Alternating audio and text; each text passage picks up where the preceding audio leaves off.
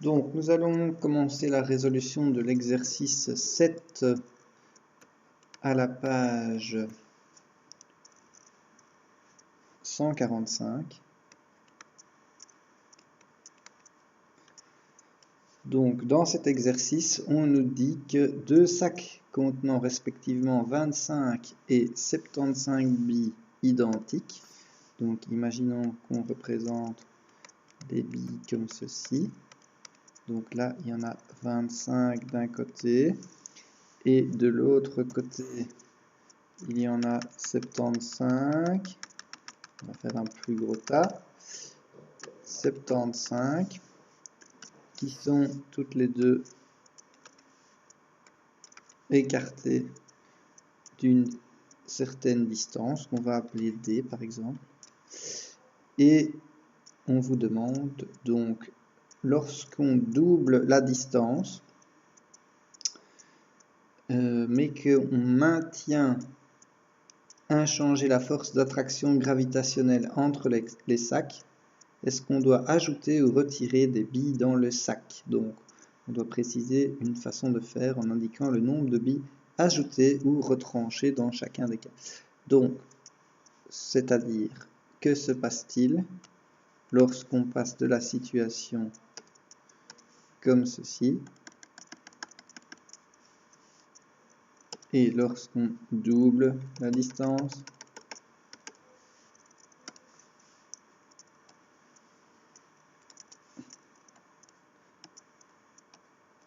Et voilà, je double la distance et donc on sait qu'il y a une force qu'on va appeler par exemple F1 qui s'exerce comme cela.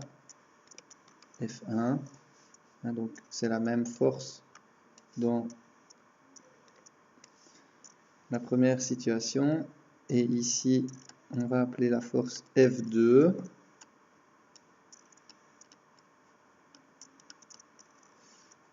Et on veut que F1 soit égal à F2. Donc, en d'autres mots, qu'est-ce qui se passe si je double, donc je passe de D à 2D? Eh bien, dans ma formule, donc la force de gravitation universelle, c'est égal à la constante de gravitation universelle fois la masse M1 fois la masse M2 divisé par la distance au carré. Donc, que se passe-t-il si je double la distance? Donc, si je double, qu'est-ce qui se passe? Si je double, qu'est-ce qui se passe? Je vais avoir F qui va être égal à la force, ça n'a pas changé. On va voir 2D au carré.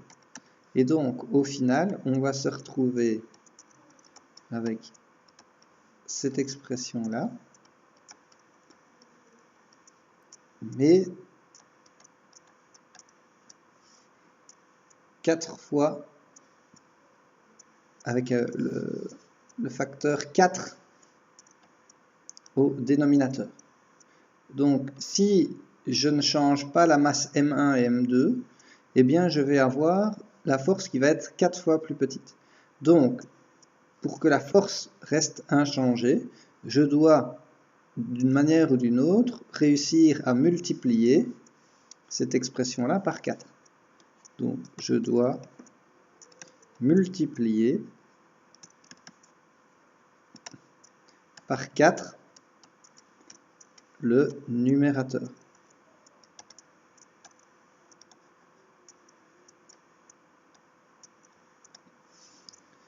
Alors, donc si je multiplie par 4 le numérateur, c'est-à-dire que je dois, il y a deux possibilités pour multiplier par 4 le numérateur, soit, premièrement, je quadruple le nombre de billes dans un des sacs, exemple. Donc, première possibilité, quadrupler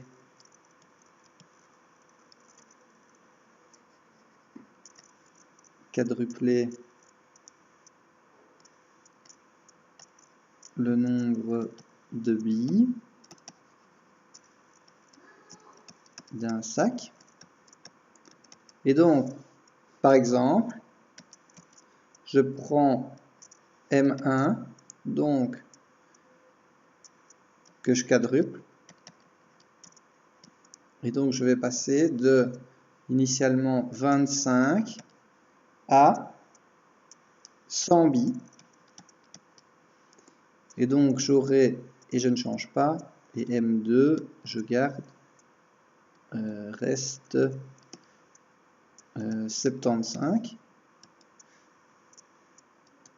Et donc, finalement, j'ai M1 égale 100 et M2 égale 75. Ça, c'est la première solution. La deuxième solution, c'est de maintenir 25. On conserve M1 et je quadruple M2. Soit 4 fois 75, ce qui me donne 300.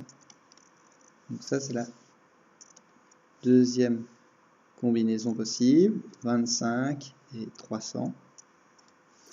Voilà.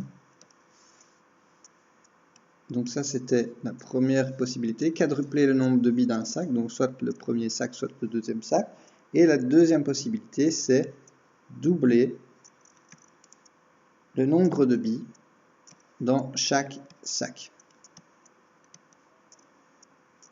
Et donc, ce qui revient à avoir M1 qui est égal à 50 et M2 qui est égal à 150. Et voilà.